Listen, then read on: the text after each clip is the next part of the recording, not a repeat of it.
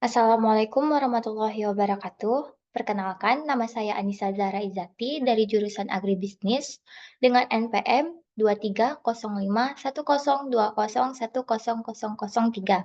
Di sini saya ingin menjelaskan tentang regresi linier sederhana, di mana regresi linier sederhana digunakan untuk menganalisis data apakah variabel dependen itu berpengaruh nyata terhadap variabel independen.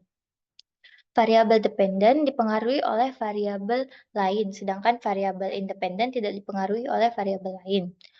Variabel dependen sebagai variabel terikat dan variabel independen sebagai variabel bebas. Tujuannya adalah untuk menganalisis data menggunakan regresi linier sederhana karena melibatkan satu variabel independen dan satu variabel dependen. Di sini saya sudah menyiapkan datanya, ada permintaan daging dan harga, di mana permintaan daging sebagai dependen dan harganya sebagai independen. Kemudian saya pindahkan datanya ke SPSS. Nah, di sini sudah saya masukkan. Untuk membuat judulnya, kita bisa masuk di variable view, permintaan daging.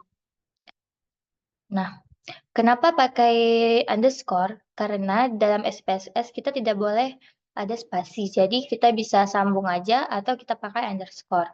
Terus desimalnya kita nolin, labelnya kita taruh Y sebagai dependen permintaan daging dan X1 sebagai independen untuk harganya. Terus measure-nya kita pilih yang scale. Kemudian kita masuk ke analyze, terus kita pilih yang regression dan kita pilih yang linear. Terus, nah di sini kita bisa masukkan permintaan daging ke bagian yang dependen. Terus harganya kita masukkan ke bagian yang independen. Kemudian kita pilih statistik, kita klik estimate, model fit di regression coefficient-nya, dan di residualnya kita pilih Durbin-Watson dan Case-Phipps diagnostic. Terus tinggal kita continue, terus kita oke-kan. Nah, sekarang keluar output-nya. Untuk melihat dia berpengaruh nyata terhadap independennya, kita bisa lihat di bagian R square-nya. Nah, di model summary ini ada R square-nya sebesar 0,741. Nah, baca square itu sebagai 74,1%.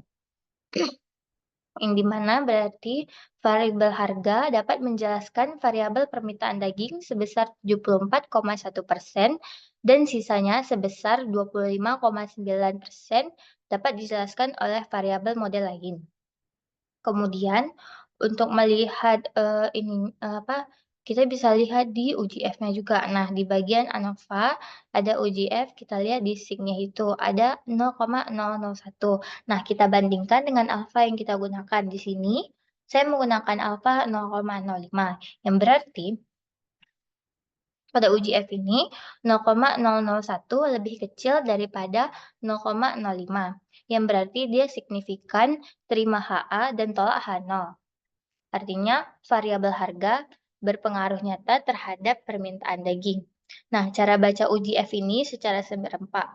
Maka secara serempak harga berpengaruh nyata terhadap permintaan daging pada taraf nyata 0,05. Lalu kita bisa melihat kriteria ekonominya di koefisien ini ada konstantanya. Dengan rumus Y sama dengan A0 ditambah A1 dikali X1 terus ditambah Y, E itu sama dengan error. Yang berarti jadinya Y topi sama dengan minus konstanta karena di sini di konstantanya ini minus 0,693 ditambah 0,157 karena di sini nilainya plus tidak ada minus, makanya ditambah 0,157 terus dikali X1 sebagai variabel dan ditambah sama dengan error. Yang berarti cara bacanya setiap peningkatan harga sebesar Rp1.000 per kilogram, maka permintaan daging akan meningkat sebesar 1,57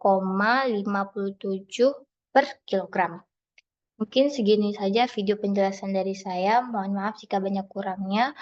dan kurang maksimal saya akhiri wabillahi taufiq wal hidayah. Assalamualaikum warahmatullahi wabarakatuh.